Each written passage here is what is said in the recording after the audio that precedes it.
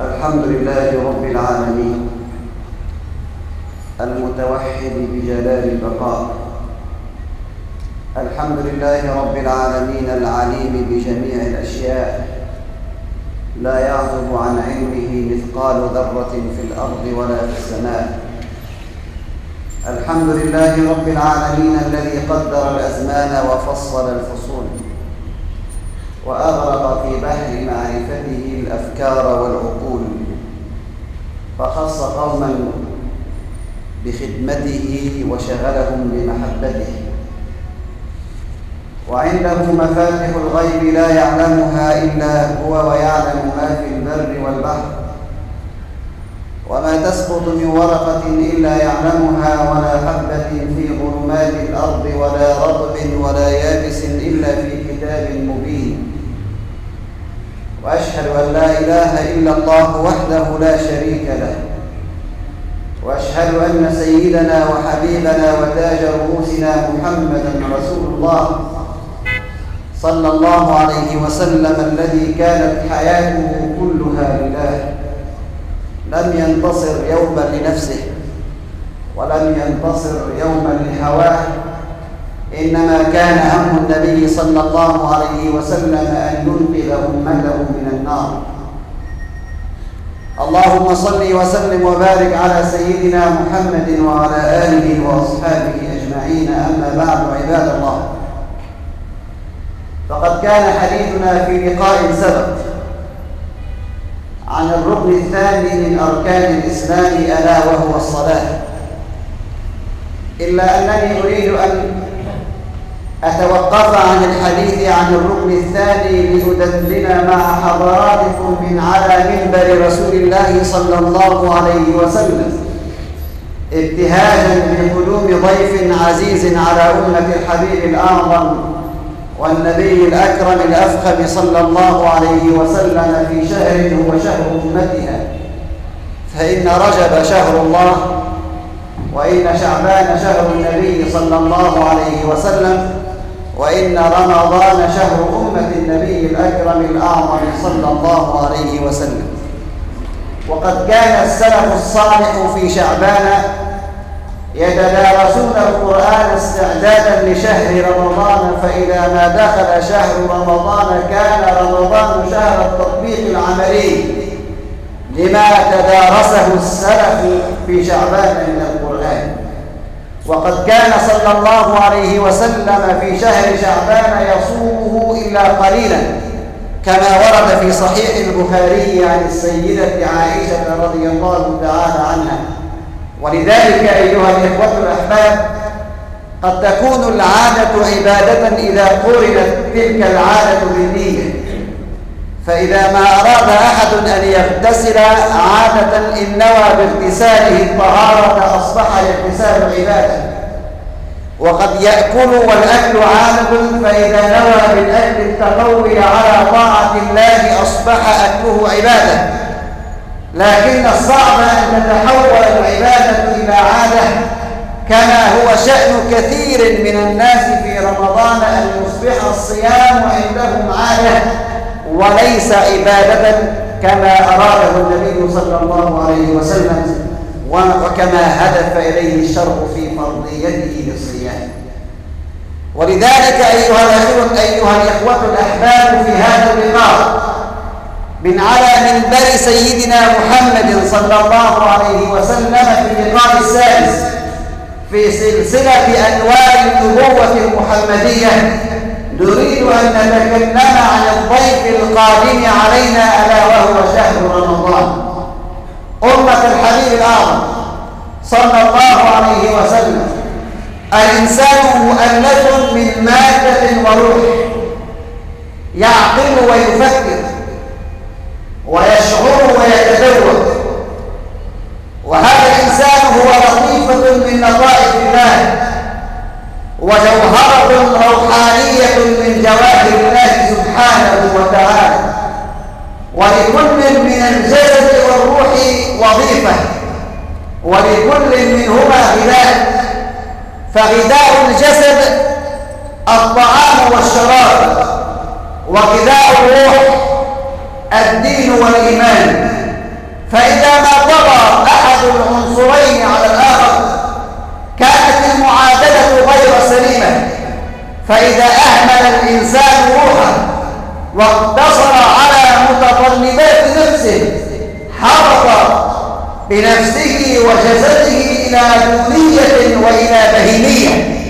ولذلك قال أحدهم: من كان همه ما يأكل فإن قيمته ما خرج منه.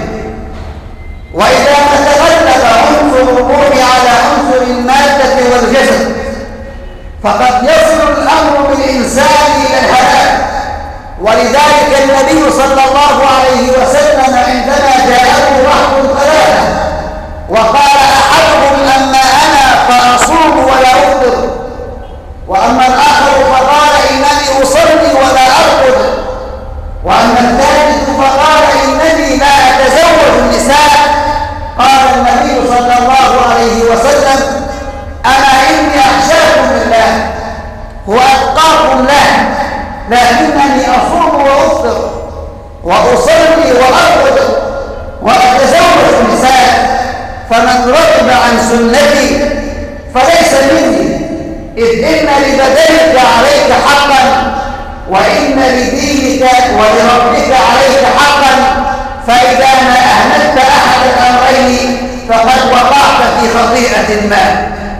وإن من الغذاء الذي يبعث في الروح الإيمان وتتطلع به إلى ملكوت السماء ألا وهو خلق من أخلاق جبار السماوات والأرض سبحانه وتعالى، الذي يحرر الإنسان من سلطان غرائزه وينطلق بالإنسان من سجن جسده ويتغلب به الإنسان على نزغات ونزعات شهواته ليتحكم بأفعاله وتصرفاته، ألا وهو خلق الصيام. ذلك أن الصوم يهيئ النفس ويعد الروح بأي أمر لتلقي الفيض الإلهي ولتذوق حلاوة الإيمان، بحيث تسمو روحه وترتفع وتنقى أخلاقه ليصبح الصائم كالمسك الذي تفوح رائحته والذي يشمه كل من يجاوره. أيها الأحباب، يقول الإمام ابن الجوزي رحمه الله تعالى: إن الشهور 12 كمثل أولاد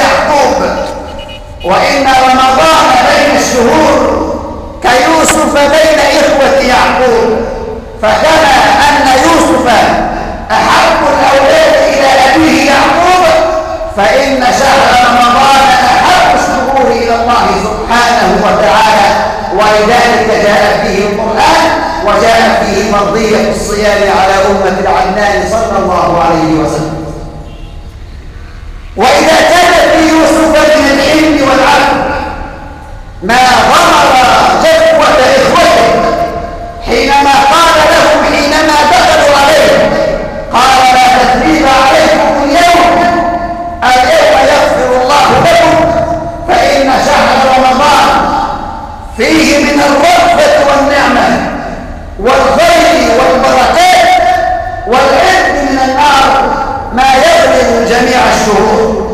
وإذا كان إخوة يوسف جاءوا يوسف في سد خللهم وفي قضاء حاجتهم ونهرهم فأنالهم يوسف مرادهم مع ظلمهم له وسد حاجتهم مع اعتدائهم عليه، ويوسف واحد وإخوته 11، فإن رمضان يسد خلل المقصر في سائر الشهور ويجبر تقصير المقصرين في سائر الشهور، ورمضان شهر والشهور الباقية 11 شهرا، وإن أعمالنا كلها في خلل وتقصير، والذي يسد تلك الأعمال هو شهر التجارة الرابحة مع الله، ألا وهو شهر رمضان شهر أمة النبي صلى الله عليه وسلم.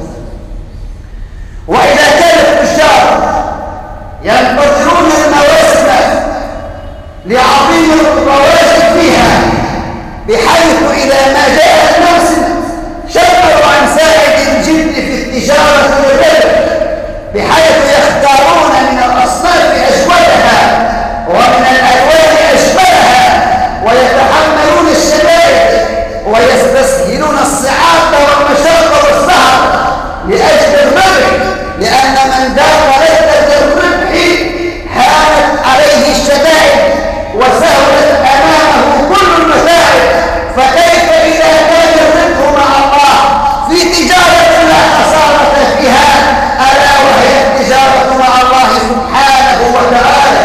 هذا ربح دنيوي يسحرون لأجله وهو غير مضمون، ورأس المال كما يقول الاقتصاديون جبان، فإذا ربحوا في الدنيا فإن مآلهم ومآل ربحهم الفناء، وما يربحونه مآله الزوال والحساب بين يدي الكبير المتعال سبحانه وتعالى.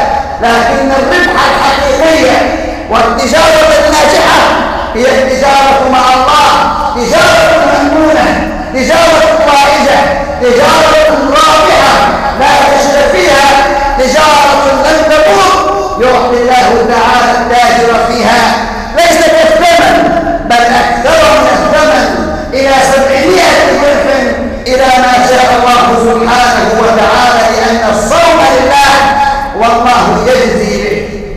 ولذلك أيها الأحباب اعلموا أننا أمام موسم عظيم، موسم فيه الربح حقيقي لا يسير ولا يتيسر في العام إلا مرة واحدة.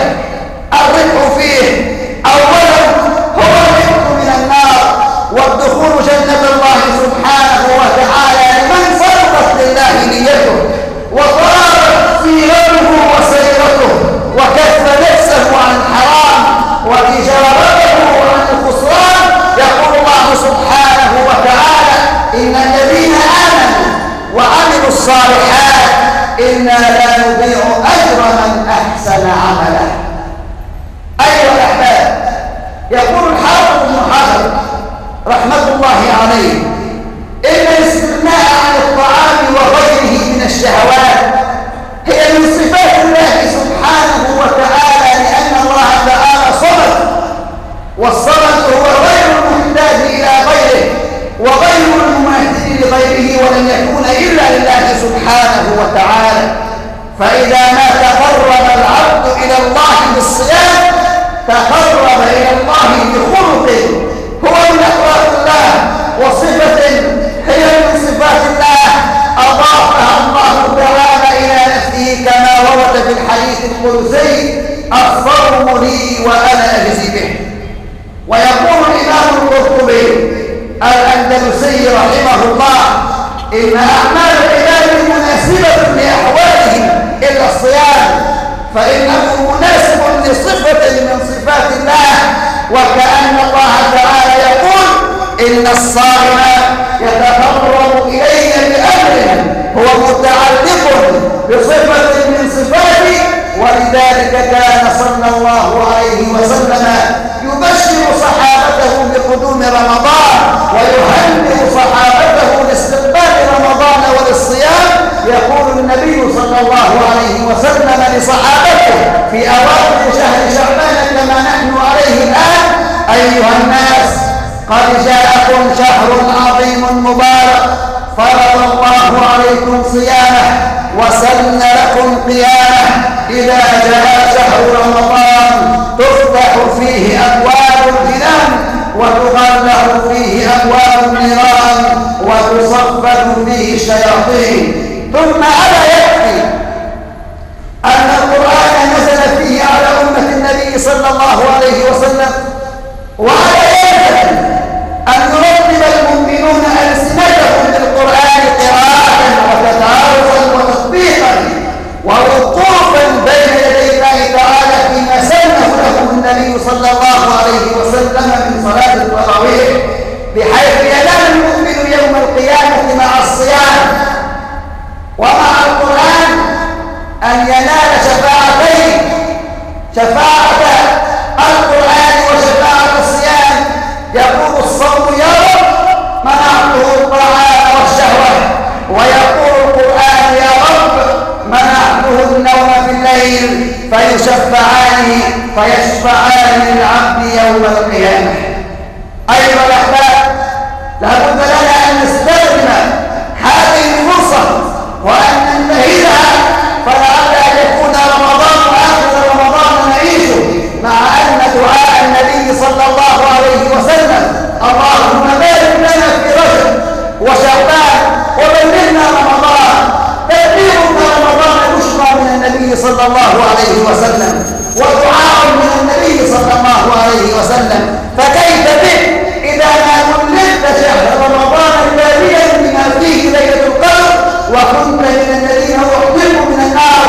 فتلك نزية الكبرى ومكانة الأمة وبشرى من النبي الأكرم صلى الله عليه وسلم. نحترم ولا بد أن نحترم أيها الإخوة هذا الشهر العظيم، الشهر العزيز، الضيف الكريم المكرم، بحيث لا نبدأ نهاره بقبيح الكلام، ولا نغفل في ليله عن القيام، ولا تصم جوارحنا إلا عما أحل الله وعما حرم الله، ولا تفطر جوارحنا إلا على ما أحل الله سبحانه وتعالى. وليس الصيام صيام جارحة واحدة، إنما الصيام صيام كل الجوارح. ولا يمكن للصائم أن يكون صائما وهو يفطر على السحت والحرام. وقد سئل الأحنف بن قيس رحمه الله: لماذا تصوم وقد تقوم وقد هرمت؟ قال: إنني أعد الصوم لسفر طويل، فالصبر على طاعة الله أهون من الصبر على عذاب الله. أقول قولي هذا وأستغفر الله.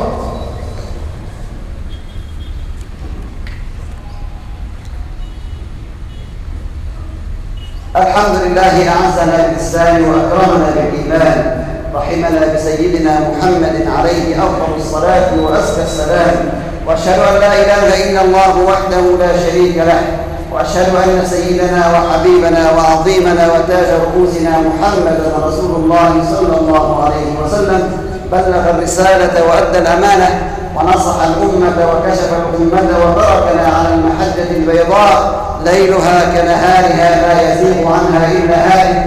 اللهم صل وسلم وبارك على سيدنا محمد وعلى آله وأصحابه أجمعين. أما بعد عباد الله، فاعلموا أن الله تعالى قد صلى على نبيه قديما. قال تعالى: ولم يزل قائلا عليما وآمرا حكيما، تشريفا لقدر المصطفى وتعظيما. إن الله وملائكته يصلون على النبي يا أيها الذين آمنوا صلوا عليه وسلموا تسليما. اللهم صل على سيدنا محمد وعلى آل سيدنا محمد كما صليت على سيدنا إبراهيم وعلى آل سيدنا إبراهيم في العالمين إنك حميد مجيد. وارض اللهم عن صحابة رسول الله أجمعين وعن آل بيته الطيبين الطاهرين، واحشرنا معهم برحمتك يا أرحم الراحمين. اللهم انصر الإسلام وأعز المسلمين، اللهم أذل الشرك وأهلك المشركين، اجعل هذا البلد بلد أمن وأمان وإيمان وسلام وإسلام وسخاء ورخاء برحمتك يا أرحم الراحمين. من أراده والمسلمين بخير فوفقه لكل خير، ومن أراده والمسلمين بشر فاجعل دائرة السوء عليه يا رب العالمين. وفق ولاة أمور المسلمين لما تحبه وترضاه برحمتك يا أرحم الراحمين.